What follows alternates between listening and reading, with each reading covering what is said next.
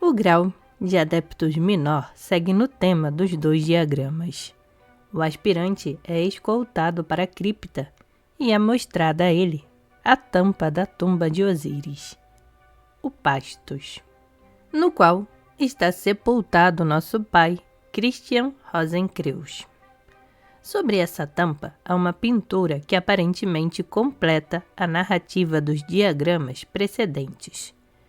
A pintura é dividida em 2 seções. A metade inferior retrata uma figura de Adão, similar àquela apresentada no diagrama do grau do Prácticos. Só que agora, as cabeças do dragão estão retrocedendo da árvore, mostrando o justificado, o adepto iluminado, resgatando com sua imolação e autossacrifício o reino caído de seu eu natural das garras de um Eros enraivecido. Mas, acima disso, como para mostrar a verdadeira natureza por trás de uma enganosa aparência das coisas, é ilustrada uma nobre figura de majestade e divindade, e que é descrita no ritual com as seguintes palavras: E, ao ser virado, eu vi 7 portadores de luz dourados, e entre eles vi um parecido com Ben-Adão, vestindo uma túnica longa até os pés e com um cinturão dourado. Sua cabeça e seus cabelos eram brancos como a neve, e seus olhos chamejantes como fogo. Seus pés pareciam ser de latão nobre, como que moldado em fornalha, e a sua voz parecia o som de muitas águas. Levava em sua mão direita 7 estrelas, e de sua boca soprava a espada de fogo. Seu porte era como o sol em sua força. O objetivo da cerimônia do Adeptus Minor é efetuar a redenção da personalidade, regenerar o poder do dragão e tentar levar o indivíduo a alguma realização de sua potencialidade divina. É por esse motivo que considero a magia da Golden Dawn, sua técnica de iniciação, como sendo de suprema e inestimável importância para a humanidade em geral. A psicologia acadêmica pode encontrar nela uma realização lógica e uma fruição que lhe permita desenvolver ainda mais sua contribuição particular à vida e à cultura modernas. Pois essa técnica psicomágica de iniciação cerimonial indica a solução psicológica do problema da ânima. Levanta-te, brilha, pois tua luz se manifestou. Entre o grau de Filosofos e o portal, um intervalo de 7 meses era prescrito, o regime dos planetas. Durante esse período, destinado a assistir à frutificação gradual das sementes plantadas, aconselhava-se uma revisão de todos os estudos precedentes. De fato, essa revisão era imperativa.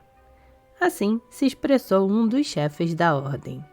Lembrai-vos de que não há praticamente uma circunstância qualquer nos rituais, até mesmo na primeira ordem, que não tenha significado e aplicação especiais e que não esconda uma poderosa fórmula mágica. Essas cerimônias vos colocaram em contato com certas forças que agora precisais aprender a despertar em vós mesmos. E para essa finalidade, lede, estudai e tornai a ler o que vós já recebestes. Não tenhais tanta certeza de que, mesmo depois de um longo período de tempo, descobristes tudo o que há para ser aprendido. E, para ser útil a vós, este deve ser um trabalho a ser realizado em vosso eu interior, o vosso próprio e não o trabalho de outro para vós, a fim de que possais gradativamente alcançar o conhecimento dos seres divinos. O grau do portal, que confere ao candidato o título de Senhor dos Caminhos do Portal da Cripta dos Adeptos, não se refere a uma sefirá. Entretanto, ele pode ser considerado como um sentido externo de Tiferet. Assim como a cerimônia do Adeptus Minor pode ser considerada o sentido interior de Tifaret. O seu atributo técnico é o elemento de Akasa, espírito ou éter, que é magicamente invocado pelo procedimento normal de pentagramas, mais a vibração de nomes divinos, seguidos da conjuração dos poderes dos 4 elementos complementares. Nesse grau, não está anexada nenhuma oração elemental, como nos graus anteriores, mas existe uma notável invocação empregada, que vale a pena citar. No templo completo, a versão inglesa não é utilizada, mas a invocação é vibrada na língua original enoquiana ou angélica. Uma linguagem sonora, vibrante e dramaticamente impressionante. A seguir, a versão completa da qual um resumo era normalmente usado no templo. Eu reino sobre vocês. Aqui a versão da ordem pronuncia os nomes dos 3 arcanjos do elemento. Disse o Deus da justiça em poder exaltado acima do firmamento de ira, em cujas mãos o sol é como uma espada e a lua como um fogo penetrante. Aquele que mediu suas vestes entre os meus trajes e os reuniu como as palmas de minhas mãos, cujo assento guarneci com o fogo da reunião. Aquele que embelezou seus trajes com admiração, para quem determinei uma lei para governar os santos e entreguei-lhes uma vara com a arca do conhecimento. Além do mais, vocês levantaram suas vozes e juraram obediência e fé àquele que vive e triunfa, aquele que não tem início e não pode ser, que brilha como uma chama no meio de seus palácios e reina entre vocês como a balança de retidão e de verdade. Portanto, mexam-se e mostrem-se. Abram os mistérios de sua criação. Sejam amigáveis, pois eu sirvo ao mesmo Deus que vocês servem, um verdadeiro adorador do mais alto. Esse grau que se refere ao véu de Paroquete e que separa a primeira e a segunda ordens é intermediário entre os graus puramente elementais e o grau espiritual do Adeptus Minor. Uma coroa para os 4 elementos inferiores. Esse ritual formula sobre a terra, ar, água e fogo a ponta mais alta do pentagrama, revelando a administração da luz sobre e através do reino do mundo natural.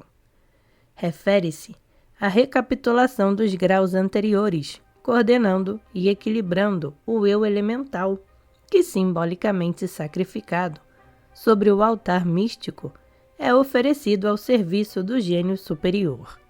Nesse grau, a aspiração ao divino também é fortemente enfatizada como a faculdade pela qual o véu do santuário interior pode ser arrancado.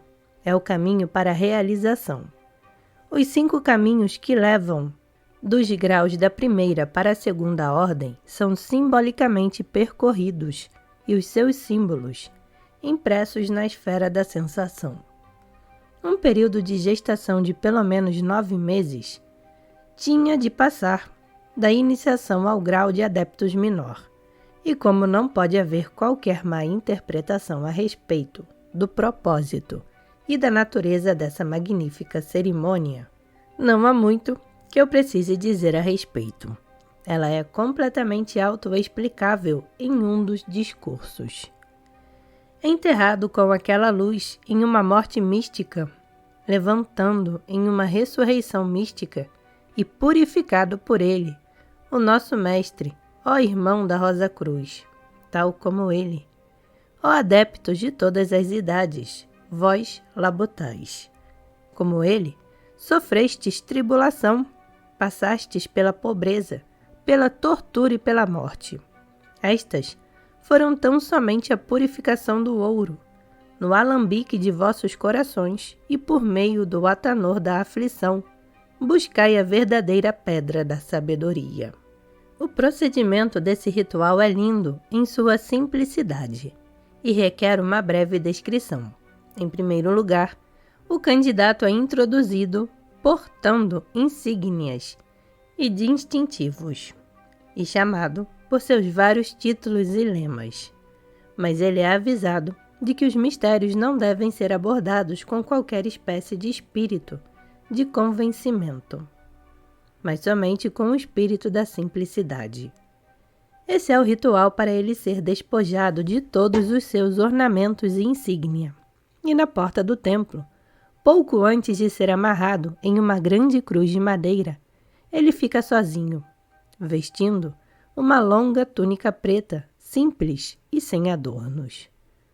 O leitor está enfaticamente instado a estudar várias vezes esse ritual, até que se torne parte de sua própria vida, incorporando na estrutura de seu ser, pois nele se encontram importantes e significativas fórmulas de aspiração mística e de magia prática. Nele também está exemplificada a fórmula técnica do Deus agonizante, a respeito da qual, em seu livro O Ramo Dourado, Frazer escreveu com tanta eloquência. Exemplos disso podem ser encontrados em todas as mitologias e religiões místicas que o nosso mundo já conheceu, mas duvido que elas chegassem a atingir uma expressão mais clara e definida do que essa cerimônia do grau do Adeptus Menor, pois nela é claramente ensinado por preceito e pelo exemplo que na terra de nosso nascimento, no jardim das Hespérides, e misticamente morrendo, descemos para o inferno. Além disso, o ritual demonstra que, assim como Osíris, Cristo, Mitra e muitos outros homens deuses, nós também podemos ressurgir da tumba e tornarmos-nos cientes de nossa verdadeira natureza divina. A cláusula principal da extensa obrigação assumida enquanto o candidato está amarrado na cruz indica a tendência de seu ensinamento e a importância de seu objetivo.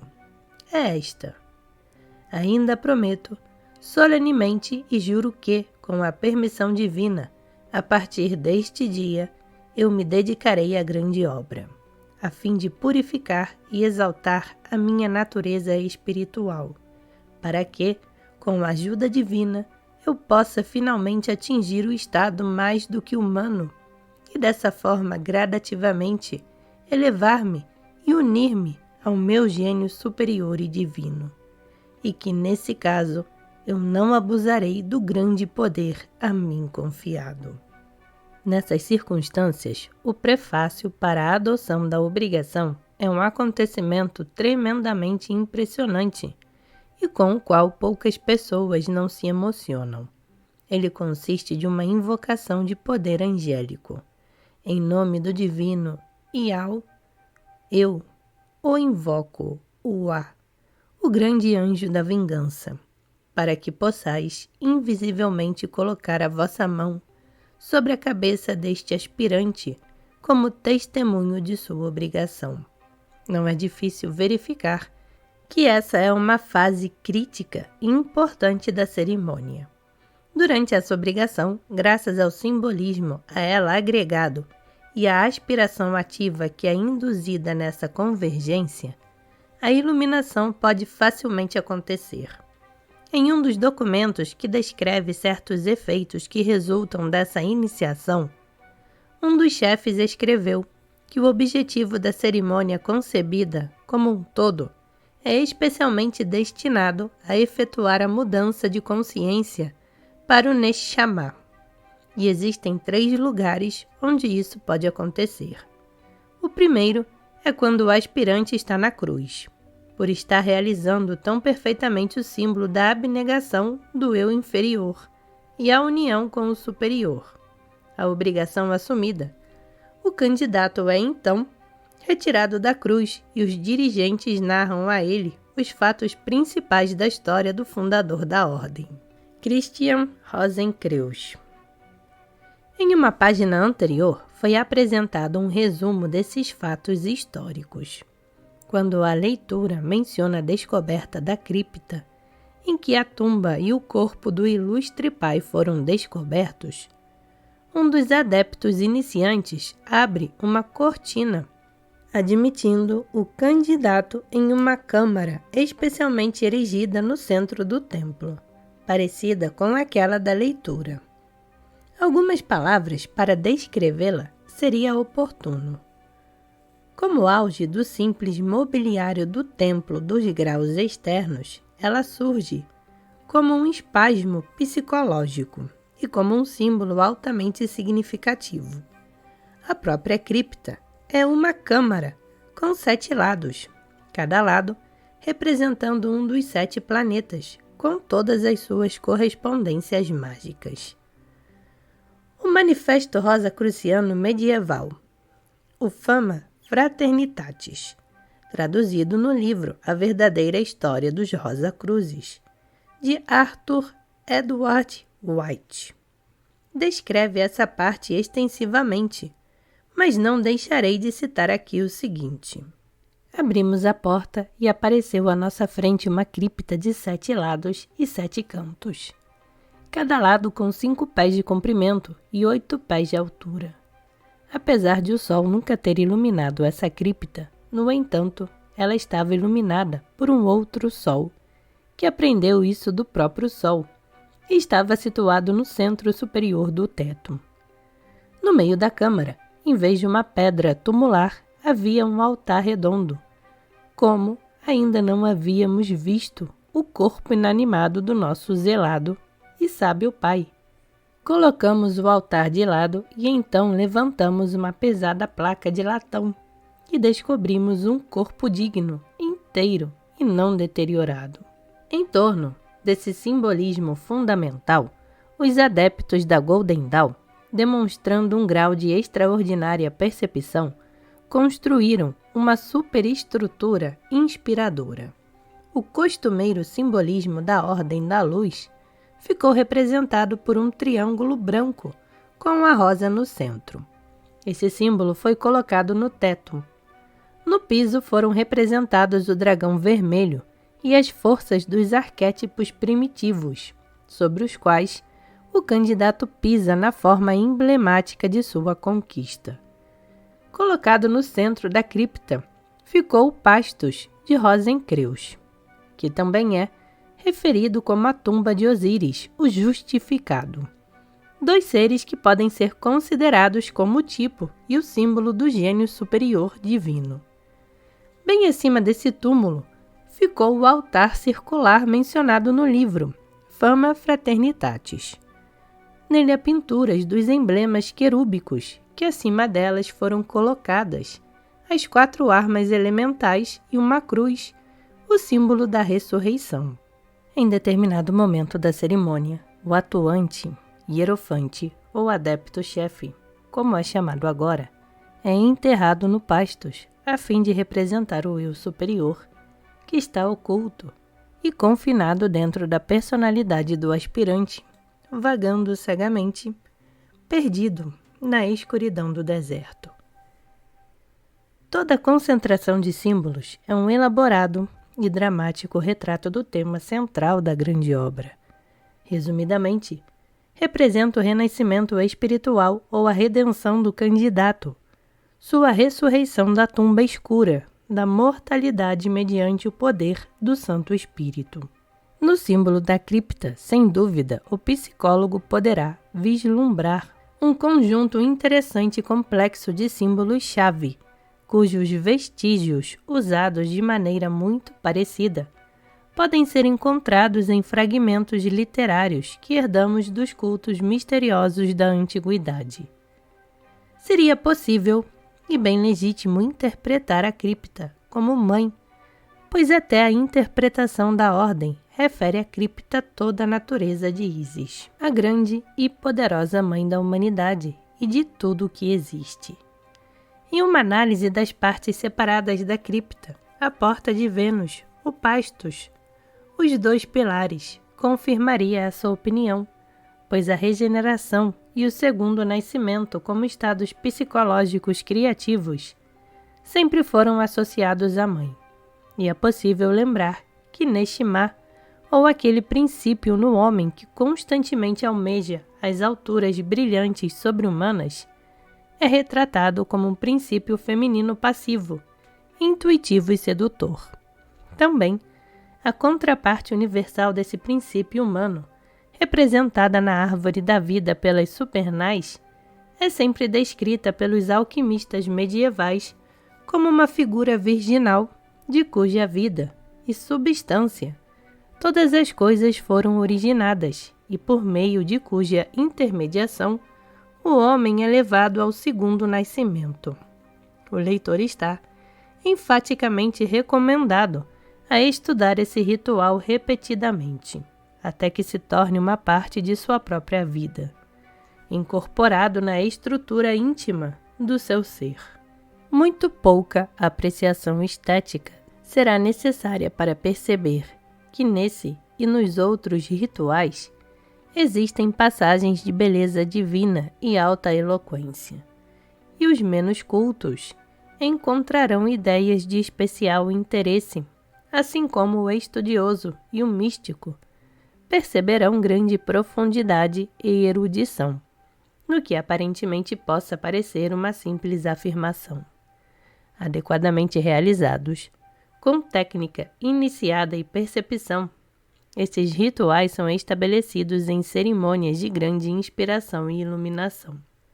Alguns indivíduos podem pensar que o esquema descrito anteriormente seja devido à sua aparência complexa, complicado demais para o homem moderno, e que sua natureza não seja simples o suficiente.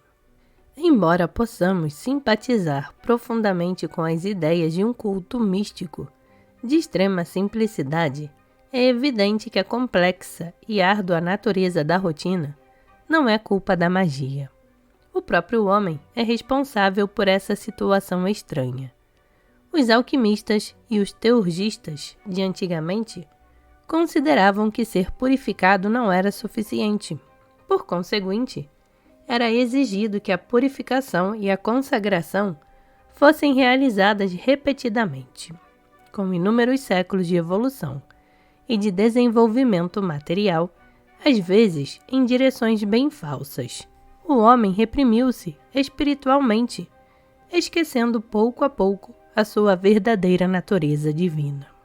Entretanto, como uma espécie de compensação por essa perda, ele desenvolveu uma complexa constituição tanto física como psíquica para lidar adequadamente com o mundo concreto. Portanto, os métodos de desenvolvimento espiritual que se recusam a admitir a realidade dessa organização de múltiplos princípios podem não ser reconhecidos como válidos, pelo único motivo de que o homem não é um ser simples. Fundamentalmente, na raiz, ele pode ser simples, mas na realidade ele não é. Havendo-se desviado de suas raízes e perdido seu direito de nascimento espiritual em um emaranhado de desilusões, não lhe é sempre fácil redescobrir essas raízes ou encontrar um caminho para fora dos portais da Terra da Noite. Em contraposição à espécie de doutrina mística amorfa exposta acima, a magia reconhece de fato aquela natureza de muitas facetas do homem. Se essa intrincada estrutura tão penosamente construída for considerada um mal, como algumas pessoas parecem pensar, então ela é um mal necessário. É um mal a ser enfrentado e usado. Portanto, a magia conspira, por meio de sua técnica, para que se use, desenvolva e melhore cada um desses diversos princípios até o mais alto grau de perfeição. Como aconselha Vaughan, vós deveis se preparar até se adaptarem àquele que hospedariam, e isso em todos os aspectos. Adaptem vosso teto ao vosso Deus em tudo o que for possível, e no que não for possível, ele vos ajudará. Quando tiverdes organizado vossas casas, não pensais que vosso hóspede virá sem ser convidado. Vós deveis cansá-lo com implorações piedosas, perpétuas batidas à sua porta, lágrimas inundando suas salas transparentes. Suspiros e mais suspiros, choro e mais choro. Ele vem. Essa é a forma pela qual vós deveis entrar. E caso assim agirdes, percebereis uma ilustração repentina, e então tereis em vós fogo com luz, vento com fogo, poder com vento, conhecimento com poder, e com o conhecimento, uma integridade de mente sóbria. Não é suficiente ser iluminado. O problema não é tão simples assim. Não é à toa que o vinho dos deuses é derramado com garrafas quebradas. Cada parte da alma, cada aspecto elemental do homem completo deve ser reforçado, transmutado e levado ao equilíbrio e à harmonia com os demais. Integração deve ser a regra do iniciado, não a patologia. Nesse veículo tornado sacro e verdadeiramente santo, por meio desse equilíbrio, o gênio superior pode encontrar uma morada digna e adequada. Isso, e somente isso, poderá sempre constituir a verdadeira natureza da iniciação.